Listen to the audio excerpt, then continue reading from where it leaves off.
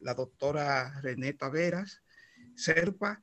Ella es médico neurocirujano del Hospital Arturo Grullón de Santiago, la República Dominicana, con práctica privada, con varias especialidades hechas en México, en la República Dominicana, y en el día de hoy vamos a oír un poco de su experiencia manejando los tumores en la población infantil de la República Dominicana, sobre todo el área de Santiago. Doctora, adelante. Buenas noches, muchas gracias por la invitación. ¿Se está compartiendo ahí bien la pantalla? Porque no... Muy bien, excelente. Excelente, sé muy bien. Muchas gracias. Entonces, tal como les decía el doctor Restituyo, la noche de hoy vamos a estar hablando un poco sobre tumores cerebrales pediátricos. Como ustedes bien saben, la población pediátrica es, sobre todo en la parte que tiene que ver con enfermedades del sistema nervioso, se comporta de manera bastante diferente a cómo se comporta la población de adultos. Y es por ello que incluso tenemos patologías que no se presentan en adultos, que sí la tenemos en niños y viceversa, patologías que son muy frecuentes, que son las que más se presentan en la población de adultos, tanto de mediana edad como adultos mayores, y que sin embargo en el caso de los niños no se ven. Tenemos mucha influencia sobre todo de la parte genética en los niños, ya que incluso tenemos tumores que se pueden diagnosticar en el momento del nacimiento y que se denominan entonces tumores congénitos. Sobre todo, estos tienen que ver con tumores germinales y tumores de alto grado. Entonces, no sé, denme un momentito, que estoy teniendo un problema técnico. Entonces, aquí les muestro lo que corresponde a los tumores cerebrales o espinales, o sea, del sistema nervioso, dentro de la población infantil, donde estamos viendo que solamente la leucemia lleva un primer lugar, es el único que está por delante de los tumores del sistema nervioso frente a la incidencia de cáncer infantil. Y aquí estamos hablando, a pesar de que dice cáncer, estamos hablando de tumores tanto benignos como malignos. Entonces, un 32% corresponde a la leucemia y ya un 23% en un segundo lugar corresponde a tumores del sistema nervioso. Luego de eso, pues están tumores renales, óseos, tumores hepáticos, etcétera.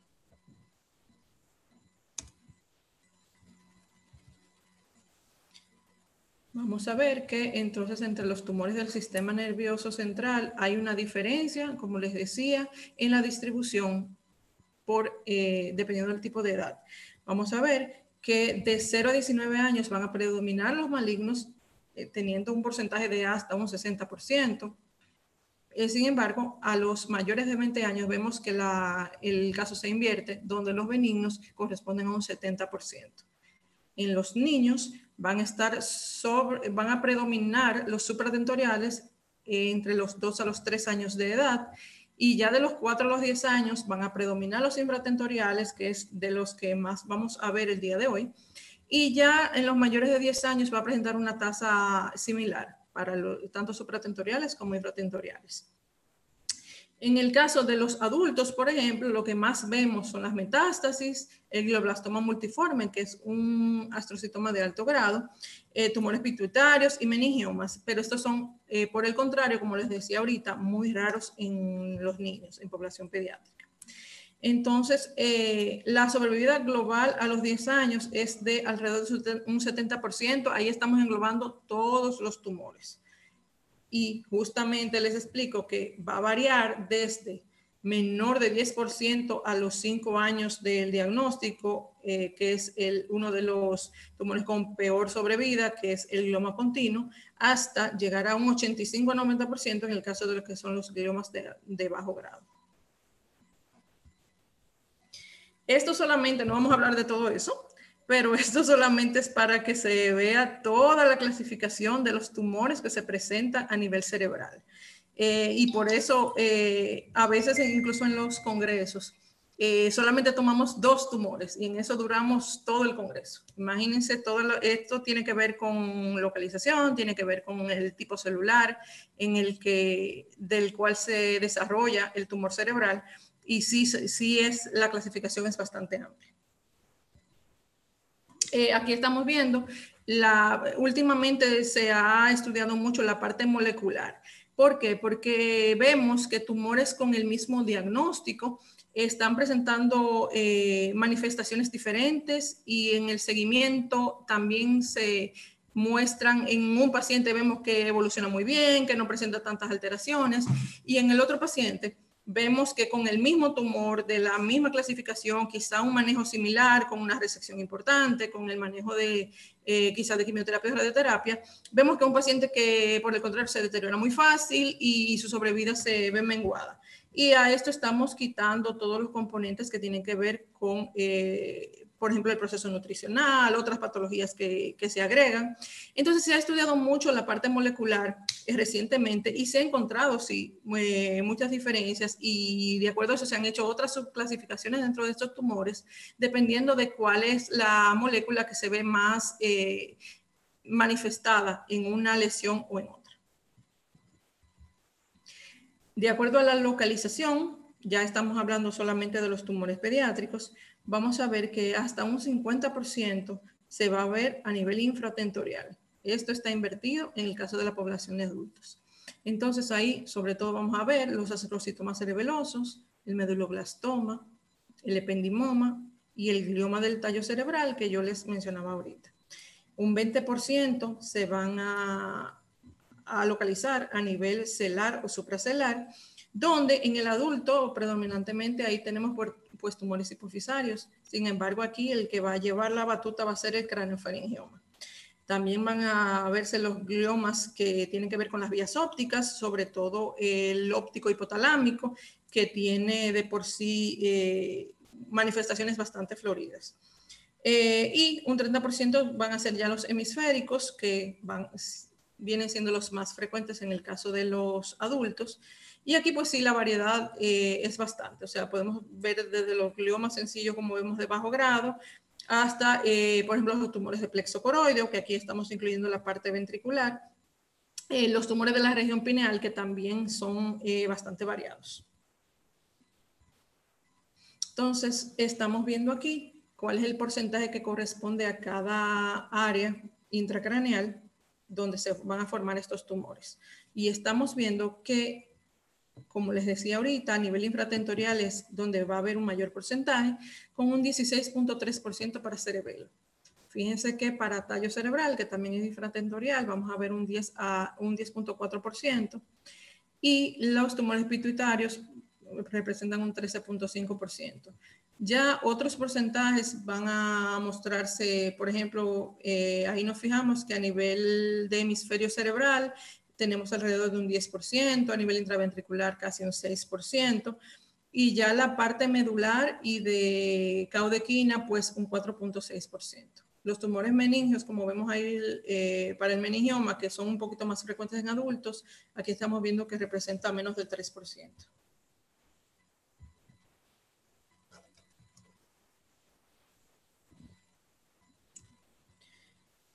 Entonces, entre los tumores según el tipo histológico, vamos a ver que el mayor porcentaje está representado por los gliomas, son como su nombre lo dice, producidos por células gliales.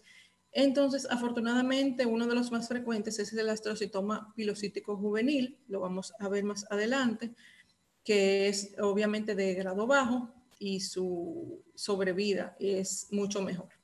De segundo sigue el glioma del tronco encefálico, que es el de peor pronóstico, y lo que les mencionaba hace rato, el glioma del nervio óptico. Tenemos tumores neurales, sobre todo uno de los más agresivos es el tumor neuroectodérmico primitivo y el meduloblastoma, el teratoide atípico rhabdoide. Estos tres son de alto grado y son agresivos, de crecimiento rápido. Y ya, por ejemplo, nos sigue ahí los que no son neuroepiteliales, como el craneofaringioma, que va a ser el mayor de este tipo. Los tumores de la región pineal se presentan en mucho menor medida y sobre todo su diagnóstico se debe a procesos de hipertensión intracraneana por hidrocefalia secundaria. Esto es solamente para ver que de esos que estamos hablando de que se presentan, de que son los gliomas, que son de células gliales, también tienen una gran clasificación, o sea, muchísimos tipos. Estamos hablando desde los de bajo grado que acabamos de mencionar, el astrocitoma pileocítico juvenil y por ejemplo, el subependimario, el de células gigantes, el xantomatoso, hasta de alto grado como es el glioblastoma multiforme y los de el oligodendroglioma anaplásico, por ejemplo. Entonces, el astrocitoma de bajo grado, en esta gráfica estamos viendo que un 50% de todos estos tumores van a corresponder a los gliomas, un 30% a los de bajo grado, un 10% a los de alto grado y los continuos el 9% que estamos viendo. Y esta imagen es para valorar lo de la distribución por edad. Estamos viendo acá que sobre todo vamos a ver en la infancia que va a predominar el astrocitoma de bajo grado, el de alto grado también se presenta ahí, pero vamos a ver que, por ejemplo, en el ependimoma lo vamos a ver más en los adolescentes. De igual modo, en los adolescentes estamos viendo ya ependimoma, astrocitoma de bajo grado, meduloblastoma, tumores de plexo coroideo. A nivel espinal estamos viendo también astrocitomas de bajo y alto grado, un ependimoma con mucho más frecuencia que lo que vemos en la población de infantes.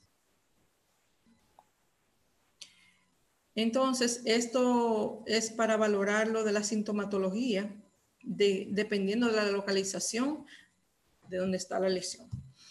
Obviamente, en la población pediátrica vamos a tener un determinante importante, que es la edad que va a corresponder con el cierre de las suturas y las fontanelas. Y eso va a tener que ver mucho con la clínica con la cual el paciente viene. En los menores de 2 años, que tenemos apertura de fontanelas y suturas, estamos permitiendo que el componente intracraneal aumente con mucho mayor libertad que en aquellos que tienen el cierre de suturas. Por lo tanto, si el paciente tiene una masa de crecimiento, sea lento o rápido, o si tiene hidrocefalia, va a permitir más, por la separación de estas suturas, va a presentar una macrocefalia, va a presentar abombamiento de fontanela, pero va a permitir más tiempo de evolución que un paciente que ya tiene suturas cerradas. En el paciente con suturas cerradas, mayores de 2 años, vamos a tener que ya hay datos de hipertensión intracraneana mucho más temprano. Y eso tiene que ver con los vómitos, con la cefalea, las náuseas y ya incluso dependiendo de su localización por la alteración de pares craneales y otras lesiones. Entonces va a haber una gran diferencia entre estos dos grupos poblacionales que aún tengan una misma lesión, un mismo tipo histológico de la lesión. Entonces, sobre todo en el caso de los supratentoriales, podemos ver que hay sintomatología no específica de hipertensión intracraneana, ya les decía, sobre todo en los de mayor edad, y podemos ver que hay convulsiones hasta en un 38%. Dependiendo del tiempo que tenga pues, de la hipertensión intracraneana, podemos encontrar papiledema, podemos encontrar ya alteraciones neurológicas focales según la localización que tenga la lesión. En el caso de los tumores de fosa posterior, tanto por el caso de la hidrocefalia como por el caso de la compresión hacia el piso del cuarto ventrículo, vamos a tener mucho mayor incidencia de náuseas y vómitos. La cefalea, sobre todo, se va a relacionar con esa hipertensión intracraneana. Normalmente, estos tumores de fosa posterior, sobre todo los que se encuentran en línea media, van a provocar hidrocefalia. Entonces, más que nada, la sintomatología con la que el paciente va a llegar va a ser la de la hidrocefalia y la lesión tumoral se va a diagnosticar ya de forma secundaria. Al hacerle la imagen para valorar el paciente, pues se va a encontrar que además de la hidrocefalia, pues la causa es un tumor de fosa posterior. vamos a ver que a eso se agrega, dependiendo de si se localizan a nivel de hemisferios cerebelosos o a nivel de vermis, se va a agregar alteraciones cerebelosas como tal, como van a ser, por ejemplo, la marcha táxica, la descoordinación de los movimientos, el nistagmus, por ejemplo. En el caso de los tumores del tallo cerebral, ya se van a agregar parálisis de los pares craneales, sobre todo signos piramidales, y alteraciones igual sobre todo en la marcha. Todos estos van a tener en común datos de hipertensión intracraniana, como son la cefalea, los vómitos y las náuseas. Podemos tener entre los que más, los pares craneales que más se afectan, pues está el nervio facial. Entonces, uno de los signos que más frecuentemente vemos es la parálisis facial, y también es un paciente que normalmente nos traen con dificultad para la deglución, ya por alteración de pares craneales bajos. Es un paciente que el papá dice, no, mire, ya él antes comía, ahora se ahoga con los alimentos que le estoy dando, igual la saliva, pues está botando, como que no la traga. Y vemos ya la alteración a nivel facial. En la evaluación notamos, por ejemplo, la desviación de la úvula, donde ya estamos viendo datos que nos pueden sugerir dónde está la lesión.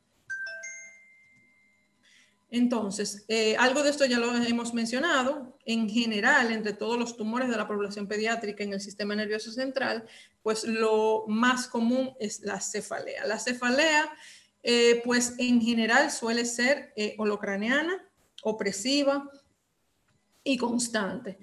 Vamos a ver que las náuseas y los vómitos tienen que ver con esa hipertensión intracraneana, y ya dependiendo del sitio de localización, pues la alteración del equilibrio, la alteración visual, auditiva o verbal.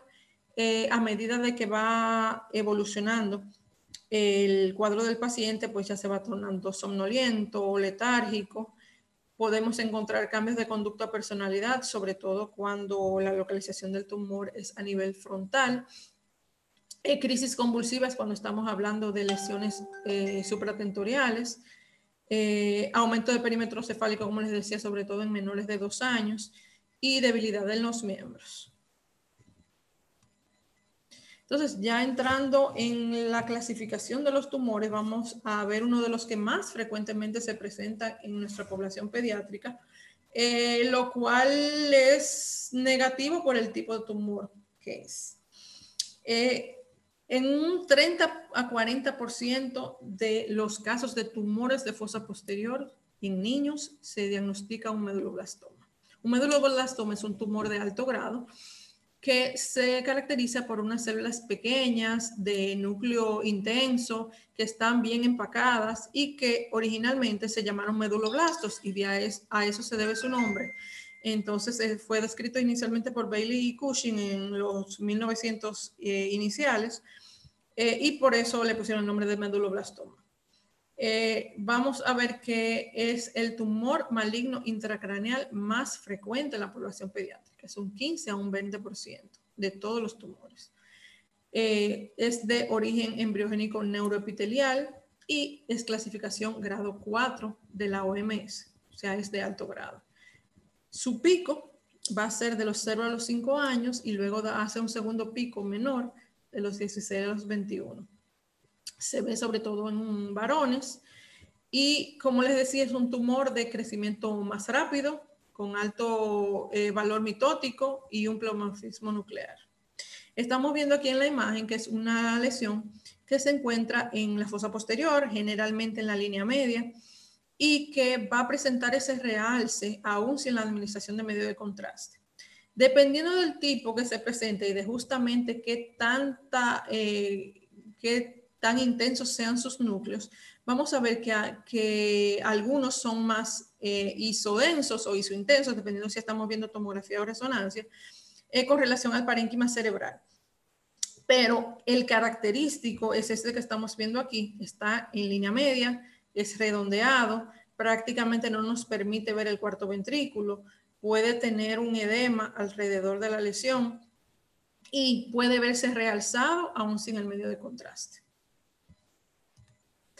Aquí estamos viendo una resonancia magnética con un corte sagital, donde vemos que esta lesión, igual que se encuentra a nivel subvermiano, está empujando en este caso el tallo cerebral hacia adelante y que se adhiere al cerebelo en su parte posterior. Y eso va a ser una característica que nos va a ayudar a diferenciarlo de otra lesión que se encuentra en esa misma localización, que es el ependimoma. Entonces, el ependimoma, vamos a ver en la imagen que nos corresponde con ella, que se adhiere más al piso del cuarto ventrículo. En este caso, esto se adhiere más al techo, correspondiente al cerebelo.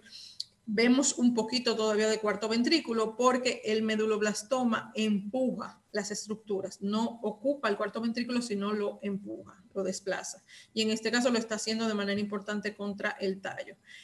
Obviamente esto provoca la hidrocefalia que habíamos mencionado anteriormente. El 55% de los pacientes son diagnosticados antes de los 10 años y un 80% se ha diagnosticado antes de los 20 años.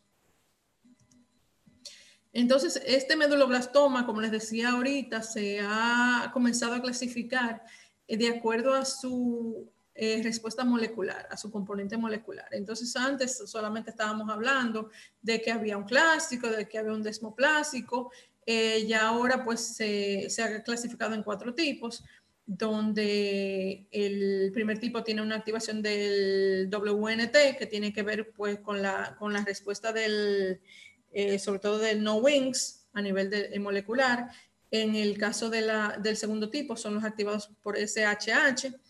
Y ya luego el grupo 3, el grupo 4 no han encontrado en una distribución definitiva hacia uno de estos 2 componentes, por lo tanto solamente se han llamado 3 y 4. Vemos que, por ejemplo, el activado de SHH tiene un tipo salvaje, por decirlo así, donde estamos viendo que a pesar de ser de que el clásico es de menor riesgo, que es menos agresivo, el tipo salvaje del TP53 pues presenta alteraciones mucho más agresivas. Entonces aquí estamos viendo otras lesiones. Fíjense que con respecto a las imágenes que les enseñaba anteriormente, que era una lesión como bastante homogénea, con la misma coloración, la misma intensidad dentro del parénquima del tumor. En ese estamos viendo lo contrario, estamos viendo una heterogenicidad, estamos viendo áreas que parecen quísticas, y esto tiene que ver con la incidencia de quistes, de necrosis y de calcificaciones.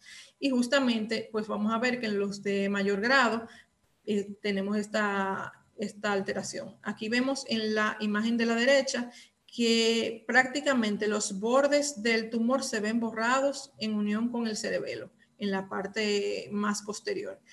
Y realmente se ve como un plano de clivaje que lo separa del tallo cerebral que está más anterior. Entonces ahí vemos que realmente pues proviene del parénquima cerebeloso, sobre todo del velo medular inferior, que es lo más frecuente.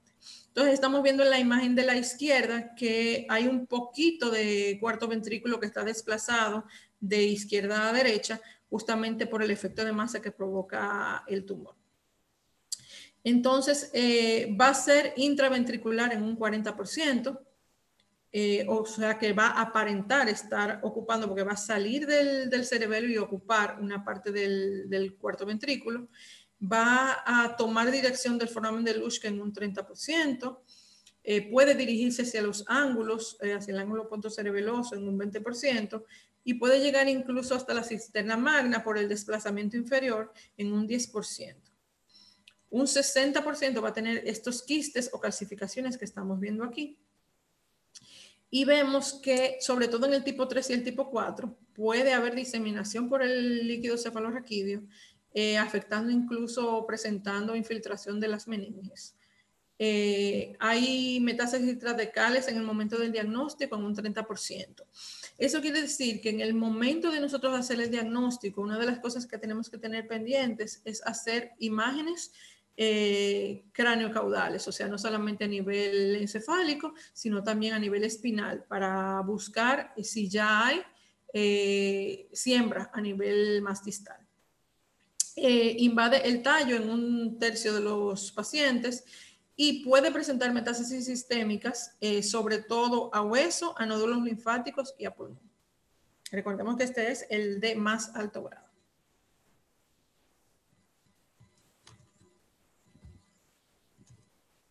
Aquí vemos la respuesta de la hidrocefalia obstructiva que se presenta con estos tumores, no solamente con el meduloblastoma, también vamos a ver que se ve con el ependimoma, y que es la razón principal por la que el paciente es traído a nuestra evaluación.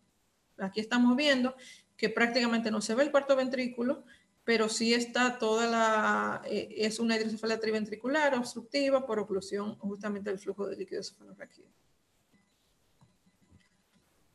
Entonces, el segundo tipo, y que se parece bastante al meduloblastoma, es el ependimoma. En el caso del ependimoma, vamos a ver, en esta imagen estamos viendo que, que se ve adherido en la parte anterior al tallo cerebral, a diferencia del meduloblastoma que se veía adherido al cerebelo. Entonces, esto se debe a su origen celular porque, como su nombre lo indica, está producido por las células ependimarias del piso del cuarto ventrículo. Entonces vemos que este sí va a ocupar el cuarto ventrículo, prácticamente la mayoría de los casos, y puede verse que incluso sale por el lóbex y puede tomar incluso el lugar de ya la parte cervical de la médula, comprimir la porción más superior de la médula. En esta imagen central, pues estamos viendo un poquito de cuarto ventrículo que se ve aquí hacia la izquierda, ocupa toda la parte central y derecha, y aquí se ve un poquito, pero se nota que está por dentro de ese cuarto ventrículo. Estos ependimomas, pues igual, se van a localizar en línea media, pero en este caso dentro del cuarto ventrículo, van a corresponder a menos del 2% de todos los tumores del sistema nervioso central en la población en general, pero en menores de 14 años ya sube a un 5.7%. Es el tercer tumor más frecuente en pacientes menores de 5 años y se ve sobre todo en varones. Vamos a ver que el ependimoma, como no solamente tenemos células ependimarias en el cuarto ventrículo, sino en los demás ventrículos, también tenemos este tipo de tumor a nivel supratentorial, pero sobre todo este se va a ver más en adultos. El más frecuente en niños es el infratentorial, que corresponde a un 70%. Este va a ser alrededor de un 20% de los tumores de fosa posterior en general, y va a tener igual datos de hipertensión intracraneana, como náuseas y vómitos. Se va a agregar pues la tortícolis y ataxia, sobre todo por el área que comprende, y la afección de pares craneales bajos, sobre todo en los casos en los que sale en la parte más inferior del cuarto ventrículo. Vamos a ver que lo más común es que sean sólidos y pueden tener calcificaciones en un 50% y quistes en un 20%. Algo importante con respecto sobre todo en la población pediátrica es el hecho de que la resección completa es difícil, y esto es por el área de donde surgen. Al surgir del piso del cuarto ventrículo con todas las estructuras importantes que conocemos que se encuentran ahí, para evitar una lesión mayor en el paciente, a veces se tiene que dejar sobre todo la parte más basal. Y esto pues es un poco contradictorio con el hecho de que mientras mejor se hace la resección, mejor sobrevida tiene el paciente en este tipo de tumor, sobre todo por el hecho de las respuestas a los tratamientos coadyuvantes. Entonces, pues obviamente el oncólogo lo que nos pide es que se haga la mejor resección posible, pero a veces es difícil por las lesiones con las cuales puede quedar el paciente. Tanto en el caso del ependimoma como del meduloblastoma, tenemos, dependiendo de la vía de abordaje para la cirugía, tenemos como consecuencia algo que se llama el mutismo cerebeloso.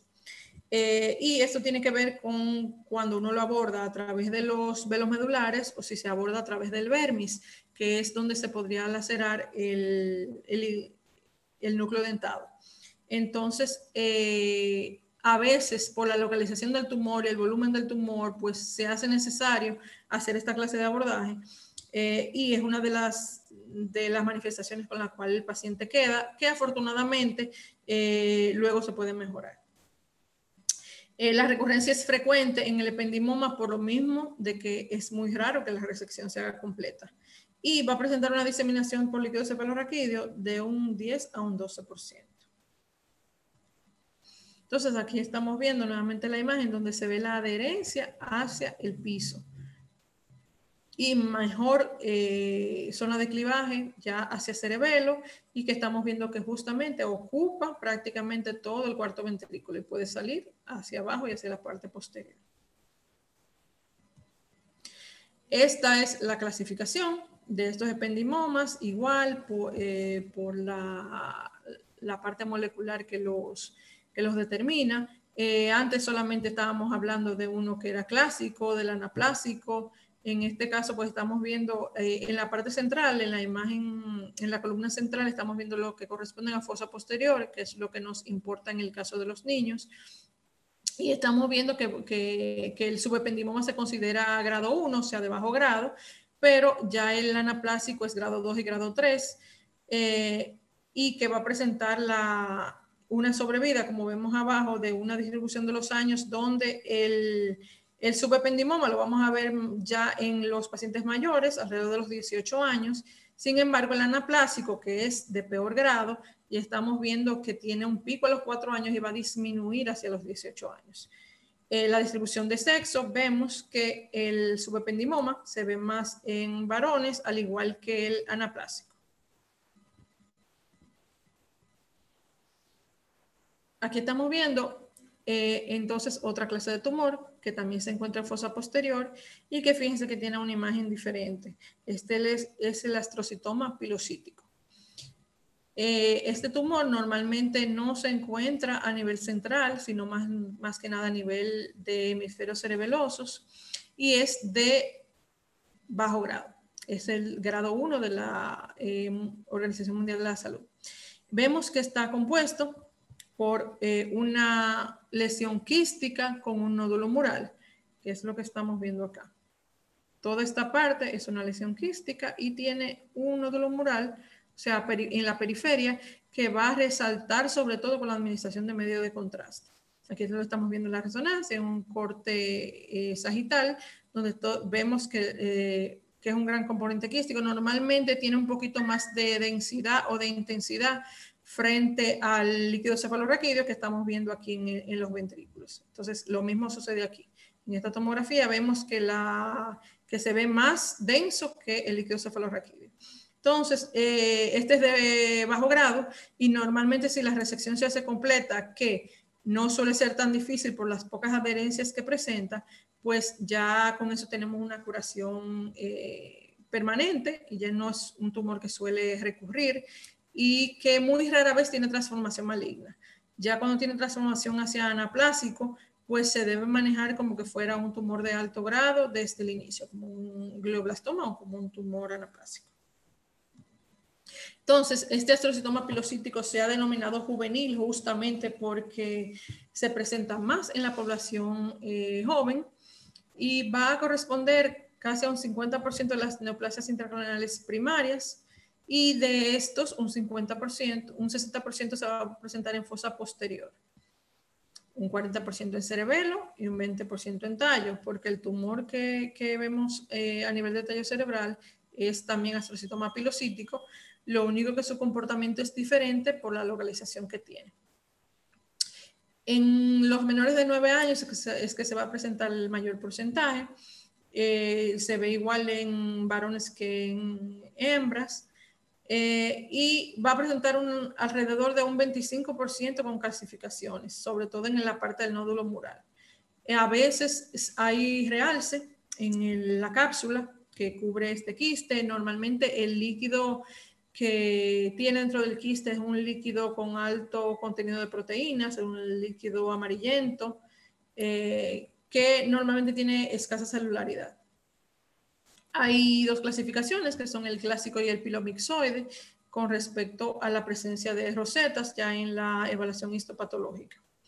Vamos a tener que, al ser de bajo grado y ser de crecimiento lento, La historia que nos van a traer los padres es de que el niño ya tiene varios meses con cefalea, con vómitos. La cefalea suele ser sobre todo matutina.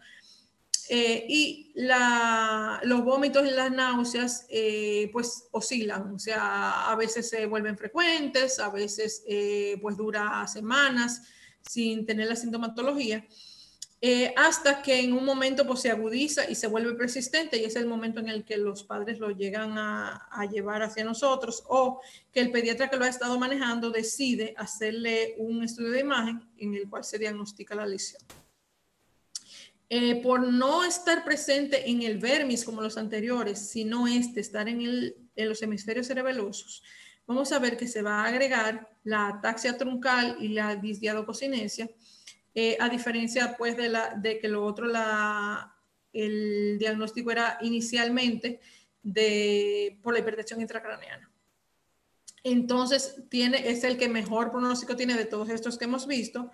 Suele ser una lesión única, que está en hemisferio, que tiene su nódulo mural y cuya sobrevida alcanza el 90% a los 25 años.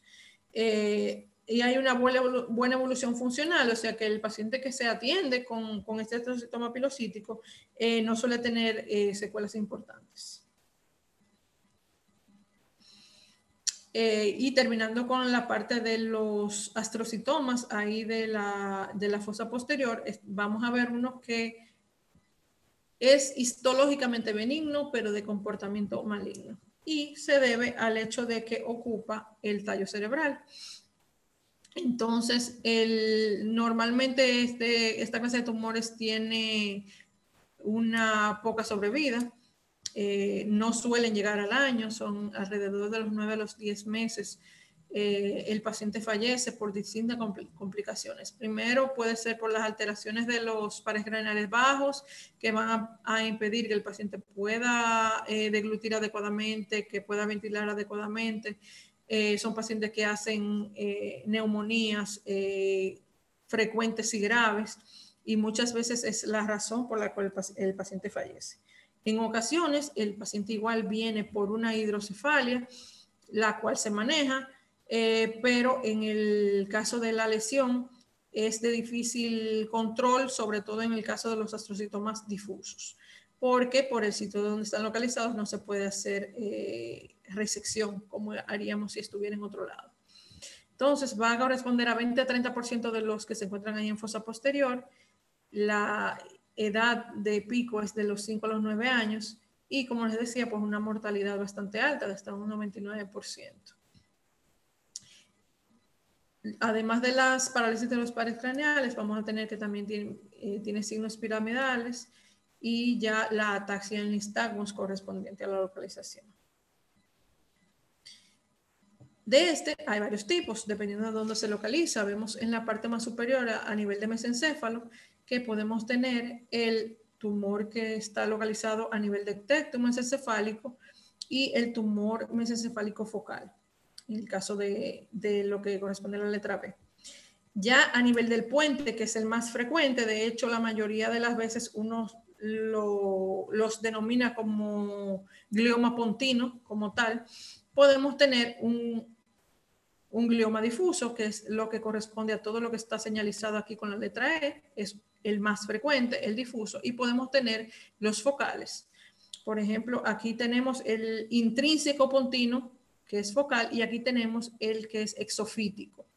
En este caso del exofítico es el que más nos permite un diagnóstico certero, porque se puede tomar muestra, sobre todo por pulsión estereotáxica, y tener un diagnóstico como tal. ¿Por qué? Porque el pontino difuso, muchas veces solamente hacemos el diagnóstico por la imagen y ya oncología los comienza a tratar sin tener una evaluación histopatológica. Sin embargo, nosotros, sobre todo en el caso del A, el D y el G, podemos obtener muestra histopatológica. Entonces, ya el F y el G ya corresponden ya a la parte de la médula oblongada, uno focal y uno ya cérvico-medular, que va a bajar hacia la médula cervical. De aquí, de peor pronóstico, pues es ese glioma pontino difuso. Aquí estamos viendo la imagen clásica de ese glioma pontino. Vemos un engrandecimiento del puente que se ve con hipodensidad en el caso de la tomografía, hipointensidad en la resonancia, y que es bastante homogéneo. O sea, ahí no estamos viendo ningún realce, no estamos viendo quistes o calcificaciones. Ya esos obviamente se van a presentar cuando aumenta el grado. Pero esta es la imagen clásica. Y fíjense que justamente ahí vemos la razón por la cual se produce la hidrocefalia, porque estamos viendo cómo ocluye las vías de circulación del líquido cefalorraquídeo. Ya con esta imagen nosotros podemos hacer el diagnóstico y enviarlo para manejo por oncología. Aquí estamos viendo, sin embargo, uno que es focal, que se localiza ya hacia la parte más izquierda e inferior del puente, lo estamos viendo por aquí, y tiene un realce en anillo de la lesión, por lo cual probablemente ya sí sea de más alto grado, probablemente anaplasia. En por su localización aquí vemos sobre todo en el corte coronal que se puede acceder a diagnóstico a través de una punción por estereotaxia. Y aquí estamos viendo un exofítico que nos permite, en este caso va a ser exofítico hacia adelante, y nos permite la toma. Pues podemos pasar al área de preguntas entonces, si realmente solamente nos quedan 5 minutos. Bueno, es preferible, doctor Williams, adelante. Perdona, René, yo quiero, sé que está un poquito tarde, pero quiero darte las gracias por la paciencia y el esfuerzo que pusiste en poner toda esta información junta. Como mencionó el doctor Restituyo, estamos trabajando con una audiencia mixta de profesionales de la salud y vamos a bajar el nivel para que podamos comunicarnos apropiadamente. Como tú mencionaste, los principales tumores son los astrocytomas. La gente debe recordar que astrocitos son células del conjunto de células cerebrales en adición a las neuronas y a los oligodendrocitos y a los ependimomas, células ependimares y los mielocitos. Y esas son las células que dan origen a ese crecimiento maligno y desorganizado que produce los tumores. Específicamente en tu especialidad, tú bien aclaraste el hecho de que la concentración de las lesiones se dividen en edad y que se concentran en la fosa posterior. Lo mismo que tú estás diciendo se puede corroborar con los asuntos de los adultos, pero con otra disposición topográfica. Como mencionaste, los hemisferios cerebrales en preferencia a la fosa posterior. Y la sintomatología es casi equivalente, con la diferencia de que, como tú mencionaste, los niños tienen, dependiendo de la edad, la oportunidad de expandir la caja de la cabeza, lo cual hace que se desarrollen otros trastornos. Y por eso también algunas veces se dificulta o se dilata el diagnóstico, porque hay un momento hasta que no obtengan masa crítica, algunos pacientes no presentan síntomas clínicos. Y ese preámbulo es simplemente no para ti, es para todo el mundo y para darle oportunidad a la gente que hagan alguna pregunta si quieren aclaraciones de las cosas que se han mencionado. Gracias. Yo quisiera hacerle la primera pregunta a la doctora Taveras, René. ¿Cuál es la relación con los tumores cerebrales con relación a las demás especialidades, la incidencia porque tengo entendido, como usted trabaja en el hospital pediátrico más grande del área de Santiago, el Arturo Grullón, me imagino que la causística y la experiencia que usted tiene es bastante grande, con relación a los demás tumores en la incidencia en el niño. ¿Qué relación tiene el cerebro? Sí, como mencionaba al inicio de la exposición, solamente la leucemia es el único tumor que está por encima de los tumores cerebrales con respecto tanto a incidencia como a mortalidad en la población pediátrica. Después de eso, pues ya sí van a estar los tumores óseos, los tumores renales, los hepáticos, pero realmente por encima del tumor del sistema nervioso central solamente estaría la leucemia. También hay otra característica que hay que enfatizar. Perfecto. Perdón, Restituyo. Hay una cosa que hay que enfatizar, sí, para que la gente tenga una idea clara. La doctora Tavera, específicamente mencionó que solamente los meduloblastomas y algunas veces los ependimomas metatizaban afuera de la caja de la cabeza, del espacio cerebral. Y eso es único de esos tumores porque los tumores de los adultos, a menos que no sean metástasis que vengan de otro lugar, generalmente no producen lesiones distantes como estos tumores en particular. Algo que es diferente de lo que se ve en los tumores de los adultos de otro origen. Quisiera abrirle el micrófono a la señora Susana Gali, invitada nuestra del área de Nueva York, colaboradora del APSI, que tiene gran experiencia en los medios de comunicación. Ella es consultora, consultante, ha trabajado para la BBC de Londres, también para cadenas nacionales de todo Estados Unidos. Tiene un proyecto de educación en televisión a nivel nacional. Ha querido conocer la dinámica de este programa, ella conoce la asociación.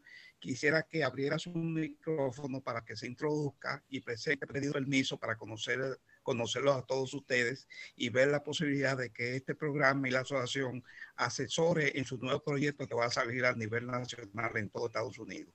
Susana.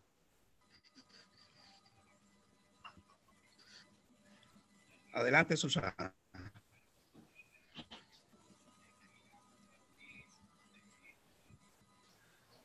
Tiene el micrófono lee los abierto, mensajes no se oye, que la gente está Susana. mandando ahí abajo.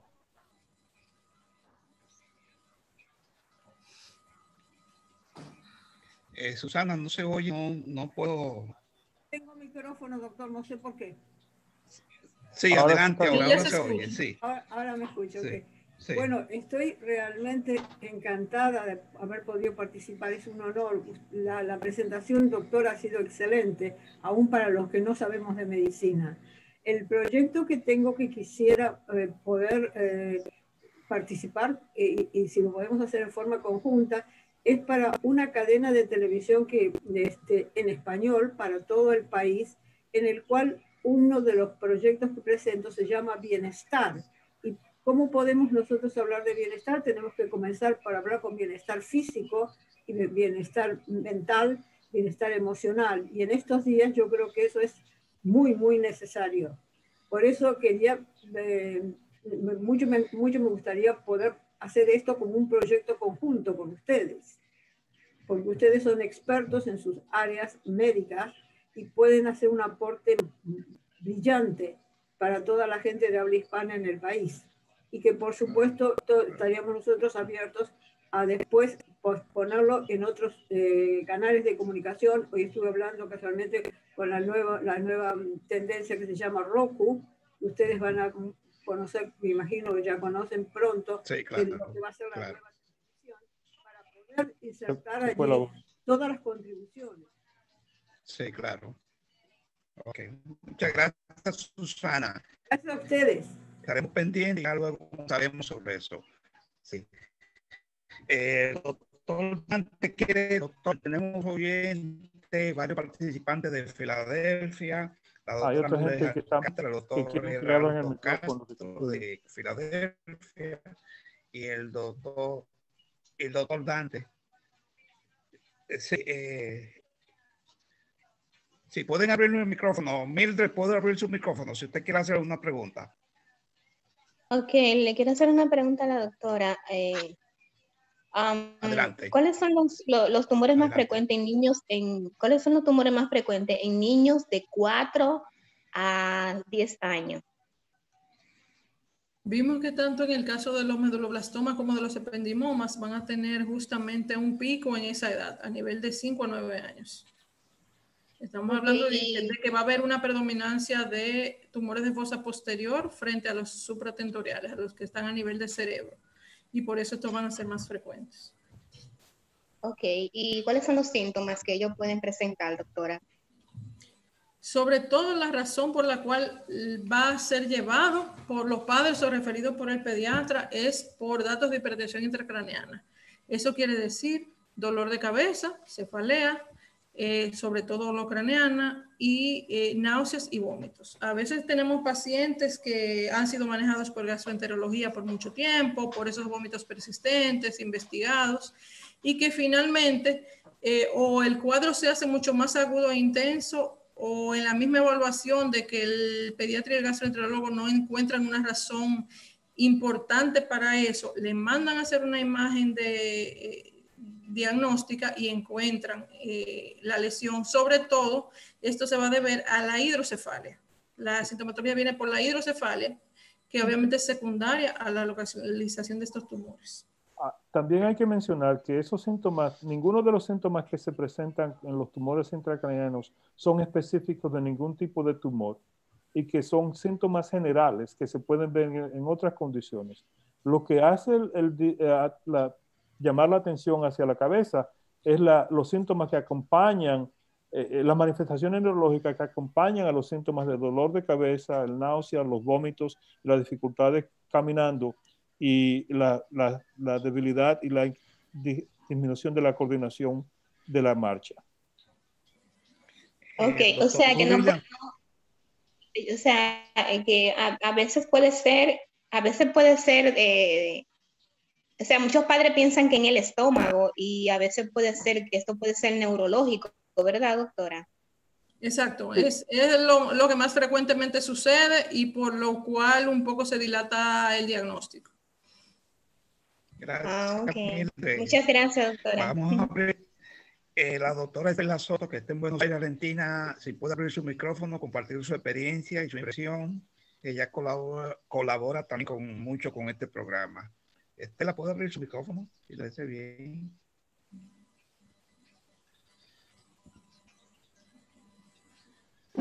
Mientras Estela abre el micrófono, hay una pregunta ahí abajo. ¿Cómo no? ¿Ya abrió?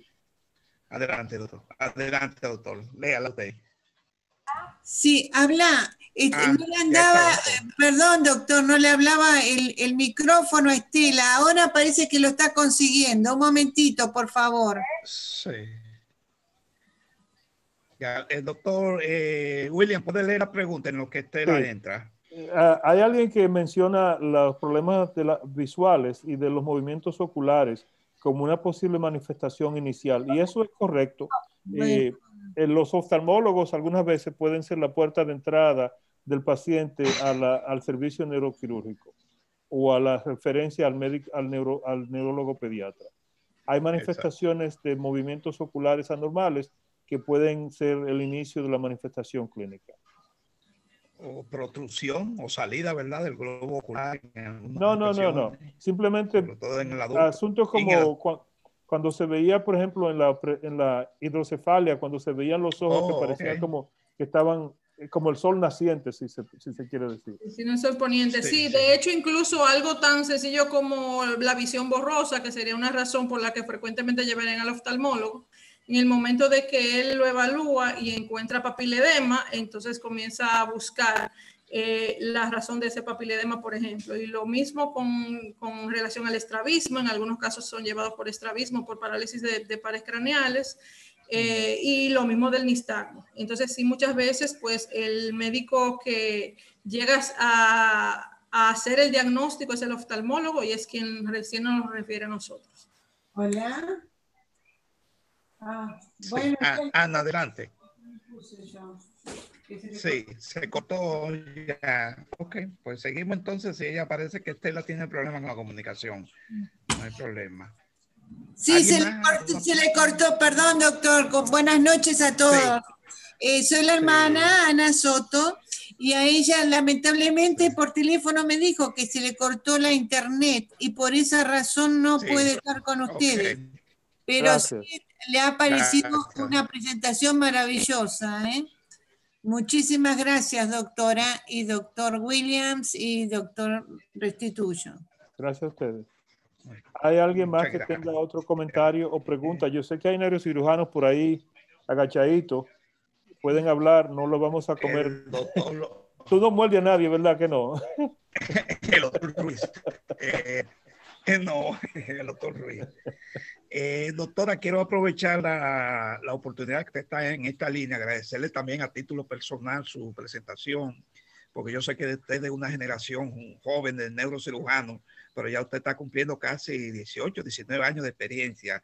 ¿Cómo está el ejercicio de la neurocirugía, sobre todo en pediatría, en esa área, de toda esa área del Cibao? para la República Dominicana. Lo de los 18 años es de medicina general. Sí, yo sé que usted es muy joven, de neurocirugía es menos, pero siempre cuenta porque a usted le gustaba la neurocirugía antes de graduarse, eso cuenta también. Sí, claro. Sí, ya desde el momento en que yo comencé a dar neuroanatomía fue algo que me llamó mucho la atención. Yo entré a medicina para ser cirujana y al conocer pues, el sistema nervioso ya supe para dónde me tenía que ir. Gracias a Dios. Y con respecto a su pregunta, pues mire, realmente en la República Dominicana todavía somos pocos los neurocirujanos pediátricos. Realmente en toda la distribución nacional hay 3 con entrenamiento oficial, pero eso no quiere decir que no hayan más compañeros atendiendo a la población pediátrica. Entonces, en Santo Domingo hay 2 hospitales pediátricos, que es el Robert y Cabral, el más antiguo y conocido, y el Hugo Mendoza. Esos son de atención exclusivamente pediátrica. Pero también en la maternidad de la Altagracia se da atención de neurocirugía pediátrica. Aquí en el Cibao, pues solamente en el hospital. Sí, muchas gracias. Sí. Sí, perdón, que fue que entró la doctora Estela Soto. Sí. Sí, ¿qué tal? Buenas noches. Sí, siga, doctora. Adelante, doctora Estela. Sí, buenas noches. Pudo entrar. Sí, se cortó, se ve que era el tiempo del satélite y tuve que reingresarme. Realmente la felicito a la doctora Taveras por la gran información que nos ha brindado. Y tenía una pregunta para realizarle, no sé si da el tiempo para poder hacerla. Adelante. Dale. Querida doctora, estimada doctora, quería preguntarle si usted ha tenido casos de tener varios hermanos con patología tumoral a nivel del sistema nervioso central o no tienen relación a veces la característica con las familias. Yo no he tenido en mi experiencia, pero sí están descritos sobre todo los casos que tienen que ver con la neurofibromatosis. Entonces sí hay algunos que tienen esa predisposición familiar, sobre todo, como decía anteriormente, actualmente se está estudiando mucho la parte molecular y la parte genética para la presentación de estos tumores, porque muchos se diagnostican incluso a edades muy pequeñas, que no son pacientes que han sido sometidos a factores de riesgo y por lo tanto pues la etiología viene más por la parte genética y la parte molecular. Así, bueno, muchas gracias. La calidad de la presentación que nosotros estamos haciendo se ha mantenido siempre al más alto nivel de las especialidades de medicina y de neurociencias. Y con esta noche y su presentación, doctora, usted le puso un nivel más alto a la situación a la que nos estamos dedicando y le agradecemos muchísimo todo el esfuerzo que puso en su presentación. Lamentablemente, nosotros quisiéramos que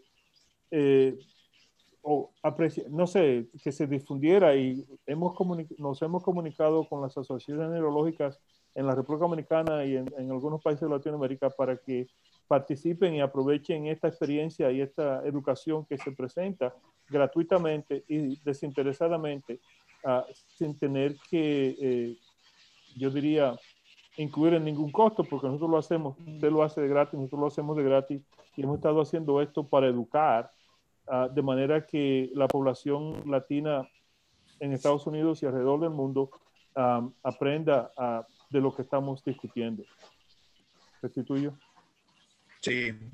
No, muchas gracias. Agradecerle a nuestra conferencista en el día de hoy, a los participantes de Argentina, de Filadelfia, la doctora Rosa Lora, que tuvo dificultades con la comunicación hoy, al doctor Geraldo Castro, ¿verdad? A Susana y a todos los demás por entrar a esta plataforma en el día de hoy. Gracias a todos.